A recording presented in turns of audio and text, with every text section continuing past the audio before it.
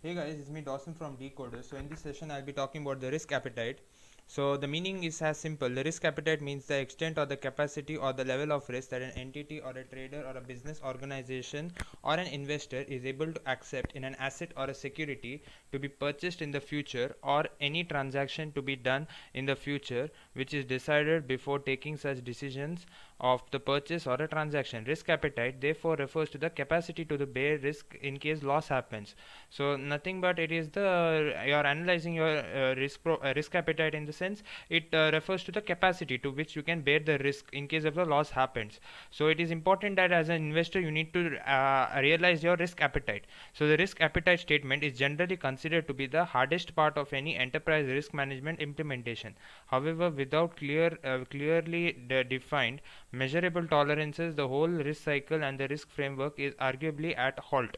So this is by Jill Douglas, head of risk of the Charlotte Risk Management. So it states that the risk appetite is generally considered as the hardest part of any enterprise management implementation. However, without clearly defined measurable tolerance of whole risk cycle and any risk framework is arguably at a halt.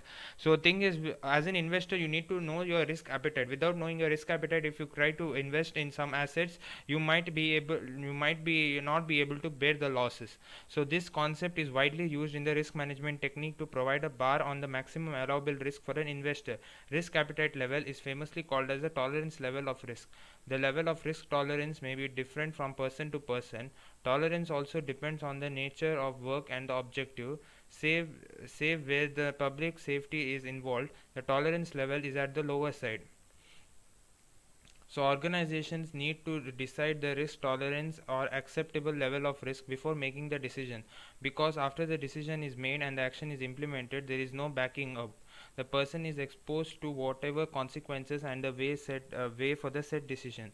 Risk appetite statement is something innovative nowadays, which expresses the acceptable risk for the entire organization. This statement is based on all the concerns of the stakeholder and interconnected persons with the entity.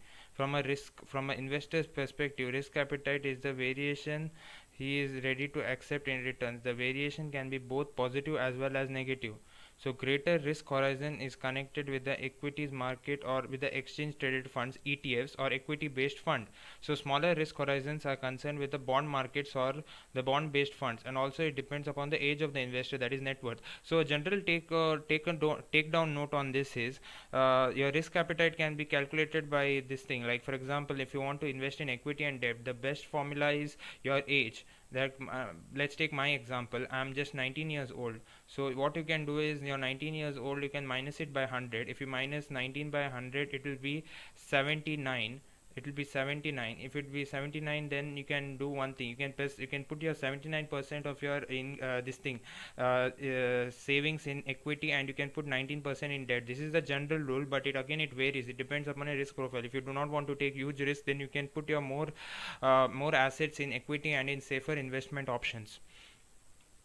So type of risk appetite is as follows. There is aggressive level, there is moderate level, there is conservative level. So aggressive level, in the sense, the level of risk is called as risk loving level, wherein the entity or the investor wants to take all sort of logical risk which would manifold the investment amount. The entity is not concerned with the level of aggressiveness of the risk. They just to grab all the available opportunities of gains to maximum stopless on the negative returns. Moderate level is, there is a mediocre level of risk where the decision is made to based on the risk to reward ratio. Every risk is positively proportional to the rewards. The entity or the investor decides the ratio of risk or risk acceptance for a given reward. In case of the moderate level of risk, the basic objective is to increasing the wealth of the shareholder. So there is aggressive, moderate, as well as conservative. So aggressive, in the sense, this is for the most riskiest investor. If they are more they want to take more risk, then they can go with aggressive. Next is moderate. Moderate, in the sense, if you are having the moderate level of risk, that is in medium level. Then conservative. Conservative, in the sense, if the retirement or old age person, they can't take huge risk. So for them, they can go with the conservative level.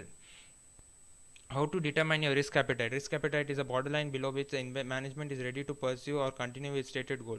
But even deciding the appetite of the organization towards the risk involved at a fair and robust risk management activities need to be placed. After thorough understanding of the expected risk of all corners, a line could be drawn to support the acceptable level. So risk acceptance comes later to a risk management routine. Through the board of directors is responsible for the shaping of the decisions of the company, the forming and preparing of the risk appetite documents in the particular responsibility of the management. Managers of the various domains in the entity exercise to the undertaking of the risk level and pen it down and preserve it to the board for consideration. Then the board decides upon the given proposals whether it reflects the real picture of the risk or not and stands it. For evaluating the risk, the management needs to consider and ponder upon the fewer questions as what a significant risk faced by the organization, the risk-taking capabilities of the entity, provide the ranks at the dangers on the reward offered, and doing qualitative analysis to arrive at any numbers, if any. So there are 6 things to remember about risk appetite. So risk appetite is not a separate framework. It is an integral to managing risk and integral to how organizations communicate and act. Managing risk within the appetite should not be treated as a standalone activity, but as a part of the portfolio of risk to be articulated and addressed to the organization. Risk appetite and risk tolerance are different. Various documents use the term risk appetite and risk tolerance in different ways, even interchangeably. This changes to the confusion of the understanding and their meaning.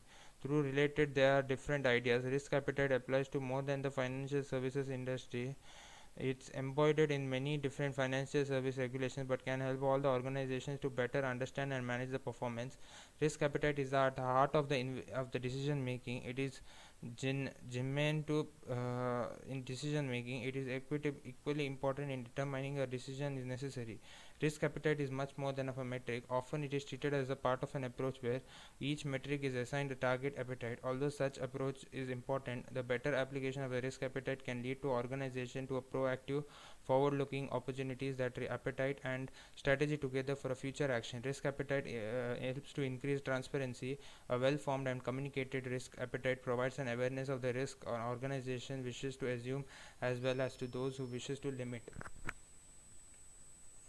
So factors that influence the risk appetite statement is as follows: internal factors such as the history of risk taking, the long-term organization objectives, then even the state of the organization lifestyle, that is the startup growth, mature and declining, even the financial stability, even the risk capacity, that is the amount of total risk the company can absorb without failing altogether, management willingness to take risk or risk culture, external factors such as market mature, competition and slash market share, public image slash brand, attitudes of the stakeholders such as owners, creditors, regulators, etc., possibilities for innovative or technological breakthroughs.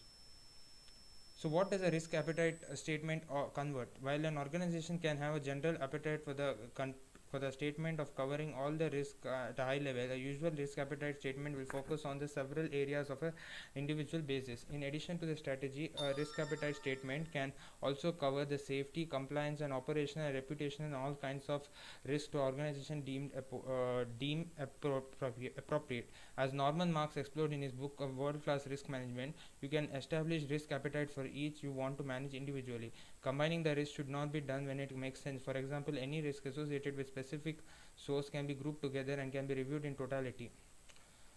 The risk appetite statement for a particular area should focus on more on than impact, which can expand to the likelihood and the other criteria like the velocity, persistence, and the other where it's appropriate. And as Matthew Shaken explains in his article in the Risk Management magazine, a common problem with the risk appetite statement is to use a generalization and the language to do not provide managers and employees a clear understanding of how to consideration risk in their roles.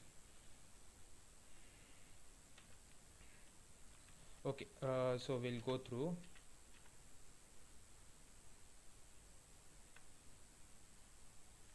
Yeah, we were at here. Okay, next is advantages. After defining an appetite for a risk or risk acceptance, our organization should create a balance between its innovation and cautionary policies. If the stated risk is in the danger of entities at the acceptable levels, then there is no need to spend future in the reduction in the methodologies. If the present and the trouble is considerably lower than the stated or assumed risk, then the organization could increase the thrust on additional innovation and extend its objectives until the risk appetite is reached. So apart from apart from benefits or advantages mentioned above, the exact expression for the risk acceptance of the level provides other benefits too, such as allowing the board of management to pursue more decision and to enhance its rewards, feasible fund allocation and the part of the project for additional verification and enhancement and transparency in the lives of the customer, in investors, in rating agency and all such other parties. Importance of risk appetite. It is important for an entity to understand why they stand in terms of available exposure to risk. It supplements the risk analysis of the management. As a company entity is defined as the level of risk as an applied to the business, then they can focus on further expansion of the business segment and other business policies. It helps the entity to evaluate the maximum possible returns or the ways to curb the potential losses. Thus, it amplifies the efficiency of the investor and the entity as a whole. It provides a broader picture of the entire business risk. So in conclusion, at the end, there is no right or wrong way to develop risk appetite. The process is organization specific, where which article does not include any tips on how to go about it. Of course, of the two most popular risk standards, COSO discusses the risk appetite to an extent, while ISO 3000, ISO 31000 mentions it very minimally. So the approach you can take to risk appetite is less important than any of the discussion it ultimately takes place. So the end goal of the risk appetite is to provide greater clarity to the executives, the boards, the managers, and the employees of the employees of the risk of the organization wants to take on the pursuit of the objectives. So specific circumstances or objectives will need boundaries to set around the risk appetite, and to provide more details on the minimum and maximum boundaries around the risk appetite on the board is willing to accept. These boundaries give mid-level managers and other subordinates with a sense of ownership in the risk management process. So thank you guys. Big shout out to Vaishnavi from our finance department for making this presentation. And as usual guys, like, share, like, dislike, share, subscribe, do whatever. But one thing I would like to say is never stop learning. Thank you very much guys.